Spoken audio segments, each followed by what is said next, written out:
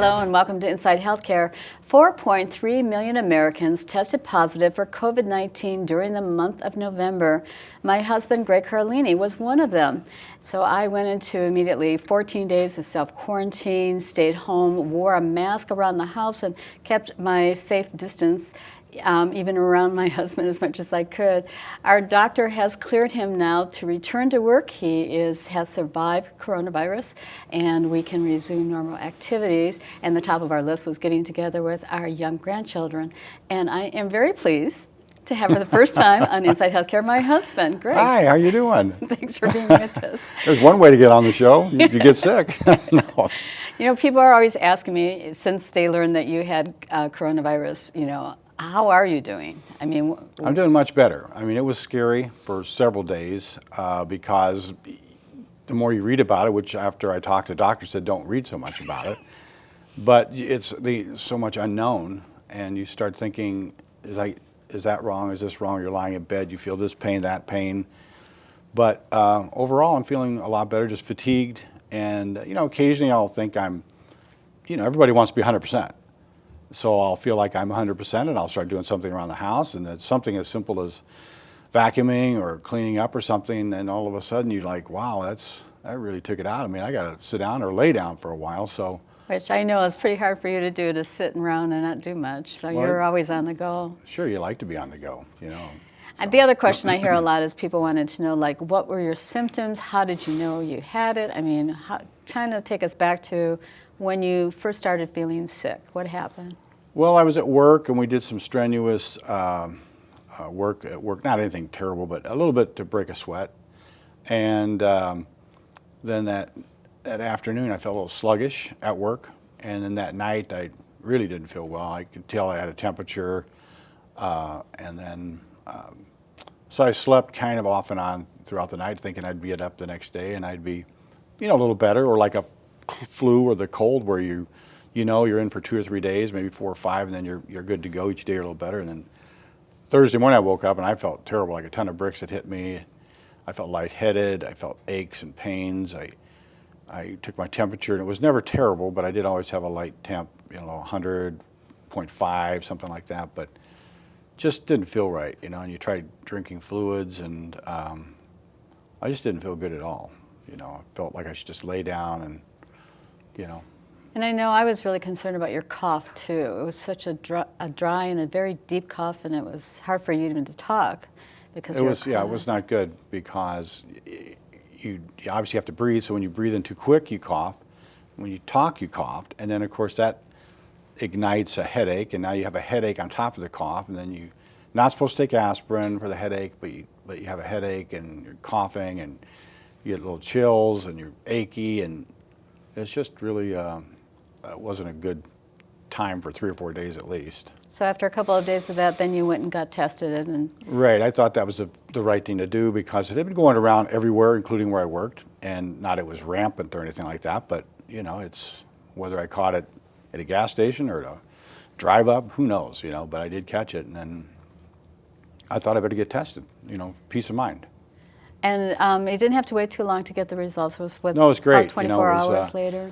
Well, it was definitely the long swab, and I had that done in August once, just to see if it was starting to go around in August too. So I thought, well, I'll get tested. I was tested negative. So I was with the nurse. It's kind of intimidating when they come to your test. They have the gloves on, they have the mask on, they have a shield, and they're coming in with the swab. And I said, oh, I had that swab before. I know what it's all about. I can do that. She said, well, it's a little longer now. It goes toward your ear. So okay, so let's do it. And it was pretty uncomfortable, but it wasn't terrible because you're doing the right thing. And that was the test that has more reliable results, for sure, whether negative or positive. And I think late on a Sunday night, then you happened to look online. You got the report. That was bad timing, but you got right before you tried to go to sleep. Yeah, and it said abnormal results, and down below it said positive for COVID, but it didn't say big, bold positive or negative. And so then I thought, well, that's not good. So then I typed in the virtual with my chart type deal, And then I came back the next morning, yes, you're positive, and now we start step by step of immediate quarantine. And when you got that, you were saying you could not sleep at all that night. Then I No. mean, it just like No. it was like, I've got this. And I what does that couldn't- mean? Well, yeah, because you know that a lot of people get really sick, and a lot of people have very few symptoms. So I hope I'd be in the middle there, which I was, which was great. Wasn't asymptomatic, or however you want to phrase that, but I definitely had a lot of symptoms and didn't feel well. But- And from my perspective too, it seemed like about a week, 7 days out, then you got really sick. There was a really rough night, and I was really concerned about you and hoping that it was going Yeah, to pass. I and- thought I would kind of licked it, like most people would after 5-6 days, and I don't know if I got too confident and did too much around the house. I don't know. I can't remember that exactly, but I know that I was knocked down for another day or two. And then I thought, I just really have to watch it. It was, it's something like I've never experienced. And, when someone has a bad cold, which everyone's had a bad cold, everyone's had maybe a flu, 4 or 5 days out, you just progressively get better. But this was like every time you thought you were getting better, you either stayed the same or had a day or two going backwards, which was really strange. I know I was concerned because I know that you are overall very healthy. You had had a good physical a month before, and even had a pneumonia shot for the first time, the vaccine. And that, so I thought, well, going into this, you're going to be okay. But then you read and hear about stories about people that were doing well, and then the next day they're on the ventilator and, Yeah, and struggling to that's breathe. really scary. Because I remember I kept saying, no problems breathing. You can breathe okay and everything like that. Well, yeah, you were overly concerned, as you would be. I thought, you maybe a little too much, but I guess that's a good wife watching. And another concern is, if the oxygen level drops. Right. So your Yep. nephew, he Yeah, got you Sean. one of these little Sean testers. sent me a little deal you put on your finger, measures your oxygen level and your pulse. Very easy to use, probably good for anybody to buy it just to see. And then I guess if your oxygen level goes below 95 on this particular little monitor, then you should be looking concerned. If it goes below 90, you should be, but I was always in the upper 90s, 97, 98. So that was good. It gave you a little peace of mind, like, yeah, I'm doing okay with the respiratory part.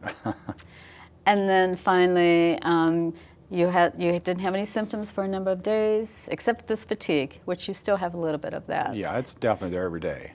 Just a matter of when you get up in the morning, you feel really good, and then you feel, oh, yeah, I guess I do feel a little tired. And the doctor gave you that news that you were no longer contagious and that Yeah, you that was were great. free to return back to work. And Yeah, no, that was good. He wanted me to do, it was a nice virtual visit on the phone, and went through several things, and he thought I should go half days just to get slowly back in the groove at work, which I thought at first, well, I could probably do a full day. Then I went to work yesterday for the first day, and a half day is about right. After that, it's like, why am I here, And I thought it was really nice too that our daughter, it was her birthday, and Oh, yeah. she stayed outside in the driveway basically. Thank you, Christina. And it was just so nice that really seemed to lift your spirits. It She went was. and got us some groceries. Christina brought groceries over, and I ordered through a restaurant. She brought the food over, and then we also tried DoorDash for the first time since we were homebound and quarantined, which is really different. But it's all good. DoorDash. Thank I don't need goodness to hit any for of home the- deliveries and Home things delivery, like yeah. Yeah. That's a great idea. So what do you tell other people now that they know that you've got this, or you had it, you survived the coronavirus? Well, What would you say to everyone I would else? just tell anybody if they're feeling kind of out of it, whether they think they have a bad cold, the flu, COVID, get the test. And I would suggest, it's just me, but don't do a quick test. Do the most accurate at this point, and then have peace of mind. Do you have it? Do you don't? Because you don't want to be thinking you have it, and then all of a sudden you're perhaps spreading it to someone that might not be able to handle it as well as you. That would be terrible. So get tested if you don't feel well. It's really been a pleasure to have you on the show. We can have you come back anytime you'd like. We can find another topic to talk about, Sure. health-related and If I stuff. break my leg, come in because we're talking about broken leg. No, but it really is. It's been great to have you Thank here. you. And I was just Thanksgiving. I was am never more thankful that you survived this and that you came out okay and that you're doing well and fully recovered. Yeah, So. I think so too. Thank you. Well, thanks, Greg. Really Yeah. appreciate that. Thank you, Jody. So coming up next, we'll get some advice on how to reduce stress during this COVID time, and we'll have some good advice for everyone, so stay with us. I got some Oxy after I hurt my neck. First, I took them to feel better. Then, I just kept taking them. I didn't know they'd be this addictive. I didn't know how far I'd go to get more.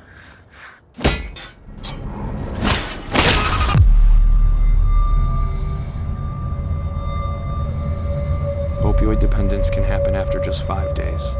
Know the truth, spread the truth. With the Artis Senior Living of Woodbury. Glad to have you back. It's always good to have you with us. So, Thank you. This is such a tough time with COVID, currently with holidays going on. What are some of the tips and advice that you can give for people that maybe are really stressed out, how to reduce some of that stress and some tips for dealing with mental health during this difficult time of year right now? Yeah, I know it's so hard when we have as much as we have going on, and the holidays are something always to look forward to. And I've noticed people have a lot of lights on in my neighborhood, Christmas lights. So we're really working hard at making our lives joyful. And I know I put out a lot of Christmas lights this year just to bring that twinkle, that sense of peace and specialness to the holidays. And we are really dealing with some major topics. Thank goodness the election is over, and that there's aftermath there, but with COVID being as on the rise at this time and how it impacts caregivers and those that are having to deal with their own dementia, it's such a challenge, especially for caregivers right now because they're kind of locked into their home. So not only are the activities that they used to participate in on hold to help keep them feeling sane, they really are now in a quote unquote quarantine at home. So there are some things that people can do to help with that mental state, to keep ourselves, cooking through these challenging times and dealing with holidays. I would say the first one is you really want to make sure that you're dealing with your own self-care. It's critical that you take that time to keep to your routines, get enough sleep, make sure your nutrition is good and healthy, take walks, take time alone.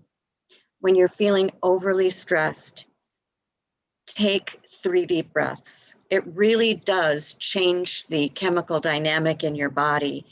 And it is, if you are not working at your full capacity, it's going to be hard for you to caregive for other people, for your loved one, and to be at your most resourceful. So self-care is number one. Sounds like fun platitudes, but it's true. It really is the most important thing, because if you go down, what are you going to do? Mm-hmm. And we'll get to that. That's another point down the road. You really want to focus on things that are within your control. So we can't control COVID. We can't control the oncoming holidays. Gift giving is going to be very different this year. But you can't control the news, but you can control your home, how much you're going to do. You can control your own family hygiene by keeping masks on, by washing hands diligently, by cleaning surfaces regularly.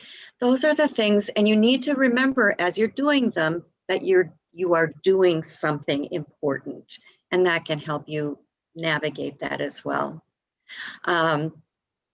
You want to focus on priorities. So you can't do everything that you were going to do, in your 30s. It's really hard to, put up all your Christmas decorations. I can say for me this year, and I'm not caring for someone in my home right now who has dementia, I have limited the amount of Christmas decorations on the inside because I simply don't have that energy or time. I'm doing a lot more Netflixing and Huluing, and that seems to provide some comfort for me, watching some great series and enjoying that instead of taking all of that time to make sure that there's cookies baked and this one thing that I alluded to earlier is you want to make a plan. So COVID isn't, you can't guarantee that you're not going to get it, but you're doing everything you can in your control to make sure it doesn't happen. That being said, you need to have a plan in case something did happen to you. If you did have COVID, who would take over for you? This isn't something to panic about or ruminate about. It's just something to plan ahead on and think about who would be in charge if you had to step back and talk with that person or people that would then take over while you are in quarantine. Take breaks throughout the day. Make sure you're getting lots of hydration, and do fun things that you might be able to do online, like communitythreadmin.org has some fantastic options, like going to the Louvre, going to the mountains, doing these wonderful visit trips that you can take. There's games, there's cribbage. It's all done online, so you do need to have that capability, but boy, it's really a game changer if you can get your loved one involved in something really fun like an online puzzle or matching games, things of that nature. And find reasons to laugh and to let go. If you have a pet, enjoy that, the stroking of their fur, and you'll be present for that. It changes your chemistry, and you can focus ahead. So Really staying in the present, in the moment, I think it's really helpful. Not worrying about the unknown or thinking back things as well, regretting absolutely, things that you don't have as. absolutely, stay present. You can't worry about the future, and you can't worry about the past. You got what you got. You're gonna need to just dig in and get others, call a friend, make sure that other people know what you're stressing about.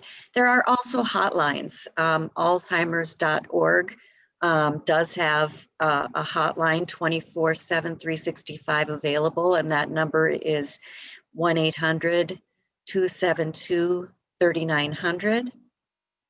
And there is the senior linkage line if you need other types of service. They're not a crisis line. They can get you to a crisis line, maybe locally, but I would start with the Alzheimer's.org crisis line. Senior linkage line is going to handle things like different kinds of housing, Medicare, questions about paying for care, all of those kinds of questions.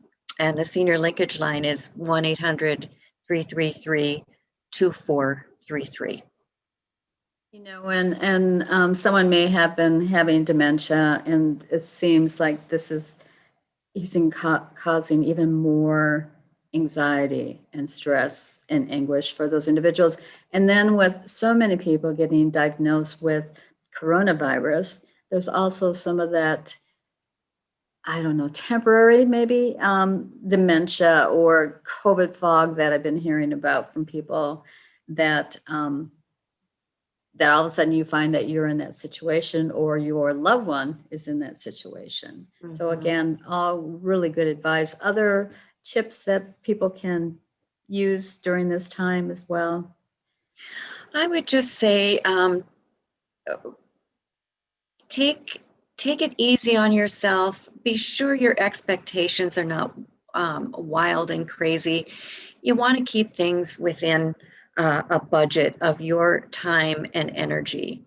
And if you go outside that budget, it's just like a financial budget. If you spend all your money, you don't have any till the end of the month, if it, coming in at the beginning of the new month, and you're going to be spent. And if you're spent, you're not going to be able to provide the kind of care that your family member may need.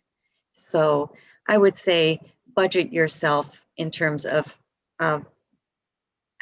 sticking to your routine, making sure you're filling your own cup at the same time as caring for another. And again, it's quote unquote simple stuff, but the hardest thing to do. We wanted to tell us, for people not familiar with it, tell us a little bit about the facility. You bet. Artis Senior Living is all caring for memory care. So folks that have dementia, Alzheimer's, other forms of dementia, we are here to help serve their needs when it may not be feasible for families to be caring for them any further in the home. Perhaps it's no longer a safe environment, or the caregivers are overwhelmed. That's what we are here for. And Artis is here not only to care for their physical needs, but really their care for them as the people that they are. So we really want to give them a voice in how they live, to treasure their uniqueness, to always be filled with integrity, and to help them know that they still have a purpose. They are here, and they're not just bumps on a log here. We want to have with them a quality of life that is meaningful to them. So we do deep dives into who they are with their family members, and we try to make sure that activities and programming is really tuned to individuals. It's an exciting place to be. So if people want more information about it, they can go to your website as well? Then? They can come to our website. It's artisseniorliving.com/Woodbury. And our number here is 651-493-2840. Any other final comments? Well, I wish you all a wonderful holiday season. Thank you, Jody, so much for having us on. And, we have a lot of resources here at Artis, so and a lot of education. If you're interested in that, we would be very happy to put you on our mailing list, and so that you can get information about our webinars that are coming up in the future.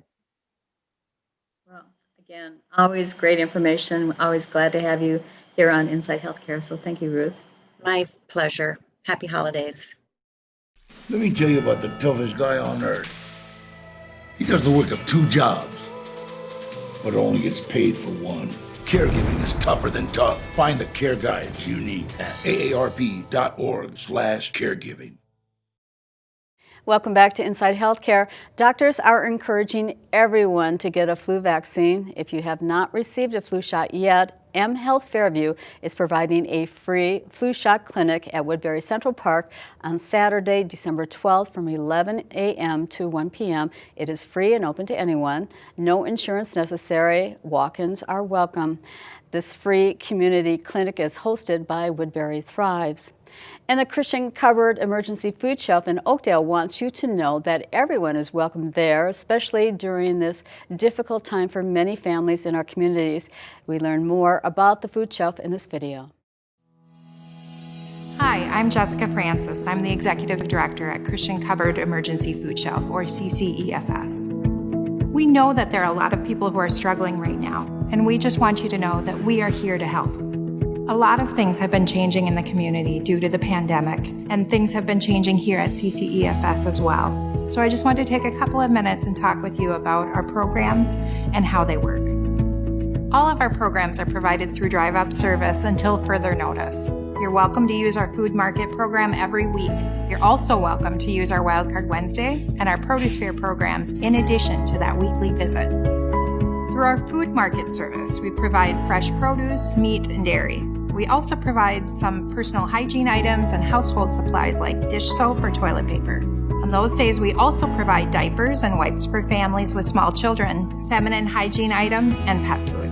We also have a number of items that you can choose to add on to the pre-packed boxes of food. So these choices can change from week to week, but we have a variety of culturally relevant food items and special diet items. On Wildcard Wednesday, we provide fresh produce, meat, dairy, and bakery items that we receive that day from local grocery stores. At our produce fairs, we distribute fresh fruit and vegetables that we receive from Second Harvest Heartland. We usually have 6 to 8 different items to distribute at each produce fair. A few key things to know about our services. There's no appointment needed, no documents or ID that you need to bring to receive service. We're just going to ask you some simple questions about your household.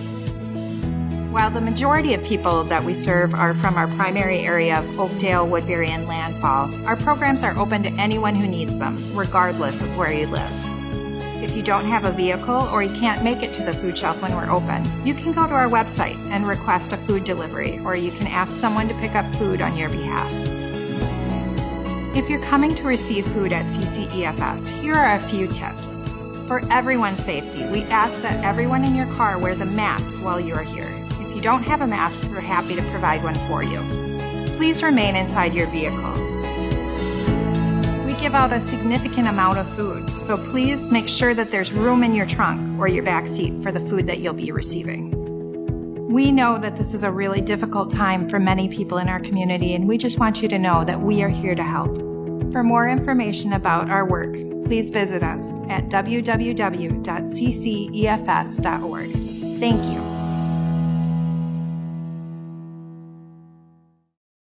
The CCEFS is located in Oakdale near the Best Buy store. Donations of your time and money are welcome. Again, that is the food shelf in Oakdale.